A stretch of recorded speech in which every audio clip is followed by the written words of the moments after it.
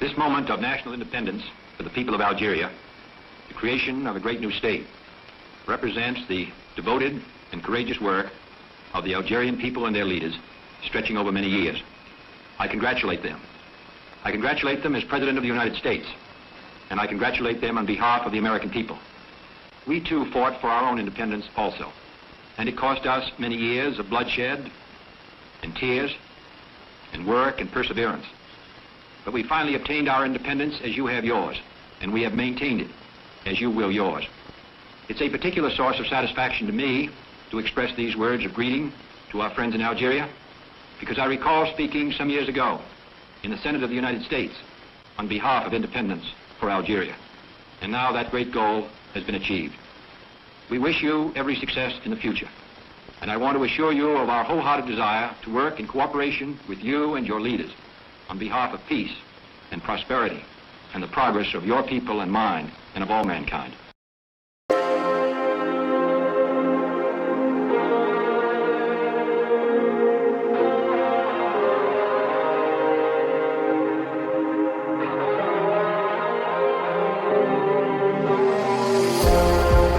De nombreuses voix de sénateurs américains et d'autres ici et là se sont levées, appelant le gouvernement américain à sanctionner l'Algérie pour ses positions pro-palestiniennes et notamment pour ses achats d'armes de la Russie. On pourrait donc penser qu'une puissance disposant de tels moyens, d'une influence diplomatique considérable et d'un puissant instrument de pression économique et militaire peut imposer des sanctions à pratiquement n'importe quel pays. Pourtant, l'Algérie continue de défendre une politique étrangère qui n'est pas toujours alignée sur celle de Washington. L'Algérie n'abrite pas de base militaire américaine permanente. Elle entretient une coopération militaire privilégiée avec la Russie, développe ses relations avec la Chine, fournit du gaz à l'Europe et défend sur plusieurs dossiers des positions contraires à celles des États-Unis. Alors, comment Alger parvient-elle à préserver cette marge de manœuvre? La réponse tient en quelques mots. Ne dépendre totalement de personne. 1. Une souveraineté qui ne se négocie pas. Pour comprendre cette politique, il faut revenir à 1962. L'indépendance algérienne a profondément marqué la conception de la souveraineté du pays. Une indépendance saluée par John Kennedy et son désir de travailler en collaboration avec l'Algérie au nom de la paix. Pour Alger, l'indépendance ne signifie pas seulement disposer d'un drapeau et d'un gouvernement. Elle signifie également conserver la liberté de décider de sa défense, de ses alliances et de sa politique étrangère. C'est pourquoi l'Algérie refuse d'accueillir une base militaire étrangère permanente et cherche à diversifier ses partenariats. La Russie est un partenaire militaire majeur. L'Europe est son principal espace économique et énergétique. La Chine est devenue un partenaire important. Et les États-Unis restent un interlocuteur diplomatique. Alger coopère donc avec plusieurs puissances sans placer sa sécurité sous la protection exclusive de l'une d'entre elles. Cette logique n'est pas nouvelle. Elle a produit, pendant la guerre froide, un épisode particulièrement révélateur. En Iran, quand Alger a fait dialoguer Washington et Téhéran. En 1979, la révolution iranienne renverse le Shah et provoque une rupture spectaculaire entre Téhéran et Washington. Le 4 novembre, des militants iraniens prennent l'ambassade américaine à Téhéran. Plus de 50 Américains sont retenus en otage pendant 444 jours. Les relations entre les deux pays deviennent extrêmement tendues. Washington impose des sanctions et cherche à obtenir la libération de ses ressortissants. C'est alors que l'Algérie intervient. Pas comme allié de Washington, pas comme allié de Téhéran, mais comme médiatrice. Les négociations entre les États-Unis et l'Iran passent par le ministère algérien des Affaires étrangères. Les discussions aboutissent aux accords d'Alger signés le 19 juin 1981. Le 20 juin, les otages américains sont libérés. Le rôle de l'Algérie n'est pas une reconstruction historique destinée à valoriser sa diplomatie. Il est reconnu par les propres archives du département d'État américain qui précisent que les négociations avaient été menées par l'intermédiaire de la diplomatie algérienne. Et cet épisode dit beaucoup de choses sur la conception algérienne de sa politique étrangère. Alors que Washington et Téhéran sont en confrontation directe, Alger conserve la capacité de parler aux deux. Elle ne choisit pas un camp, elle conserve son rôle. C'est une illustration ancienne de cette autonomie diplomatique que l'on retrouve encore aujourd'hui. Le dossier Sahara occidental place Alger face à Washington. Cette autonomie apparaît de nouveau en décembre 2020.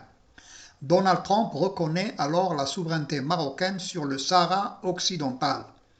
Pour Alger, cette décision contredit le principe d'autodétermination qu'elle défend depuis des décennies. L'Algérie rejette donc la décision américaine et maintient sa position sur le dossier sahraoui. Mais elle ne rompt pas pour autant avec Washington. C'est un élément important. Alger peut s'opposer à une décision américaine tout en conservant des relations diplomatiques avec les États-Unis. Cette distinction entre désaccord et rupture constitue l'une des constantes de sa diplomatie. Mais quelques mois plus tard, un événement va considérablement renforcer le poids géopolitique de l'Algérie, la guerre en Ukraine. Le levier du gaz, car l'Europe a besoin de l'Algérie. En 2022, l'invasion russe de l'Ukraine bouleverse le marché énergétique européen. L'Europe cherche à réduire sa dépendance au gaz russe. Et l'Algérie possède précisément ce dont elle a besoin. Des réserves importantes, des infrastructures existantes et une proximité géographique avec le continent européen.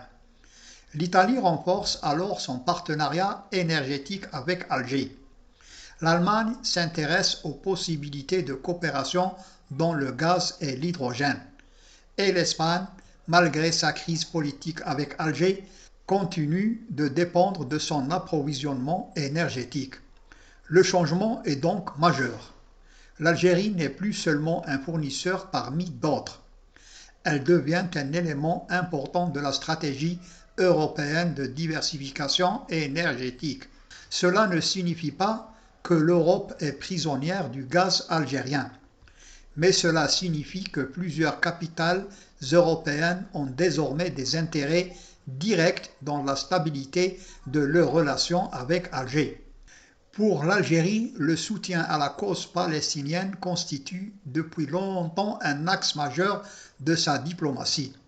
Le rapprochement algéro-espagnol possède donc aujourd'hui plusieurs dimensions: énergie, économie, sécurité, Méditerranée et convergence politique. Et cela révèle une réalité essentielle. Les intérêts des alliés européens des États-Unis ne coïncident pas toujours avec ceux de Washington. La Russie et le Sahel font les autres cartes d'Alger. Il reste deux éléments essentiels, la défense et la géographie. L'Algérie entretient depuis plusieurs décennies une coopération militaire étroite avec la Russie. Cette relation expose naturellement Alger aux pressions américaines, notamment à travers la loi CAATSA, qui permet de sanctionner certaines transactions importantes avec le secteur russe de la défense. Mais l'Algérie n'est pas un allié militaire des États-Unis.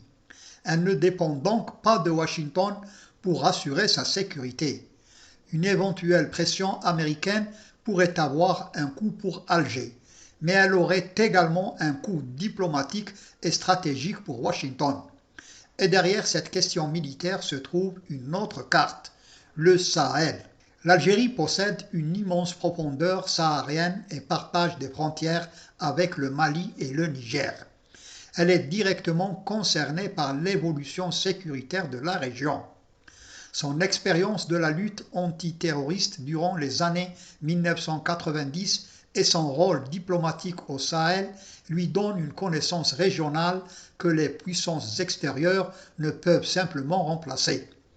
Ce n'est pas une garantie d'influence absolue, mais cela fait de l'Algérie un acteur difficile à contourner. En conclusion, il ne faut dépendre de personne. Au terme de cette analyse, le rapport de force apparaît plus clairement. Les États-Unis disposent d'une puissance militaire et financière très supérieure à celle de l'Algérie. Mais la puissance ne se mesure pas uniquement à la taille d'un budget militaire. L'Algérie possède ses propres leviers. Elle contrôle ses choix militaires. Elle dispose de ressources énergétiques recherchées par l'Europe. Elle entretient des relations avec la Russie et la Chine. Elle conserve des canaux diplomatiques avec Washington. Elle occupe une position géographique stratégique au Maghreb et au Sahel. Et surtout, elle refuse de dépendre totalement d'une seule puissance. L'épisode iranien de 1981 en constitue la démonstration historique la plus spectaculaire.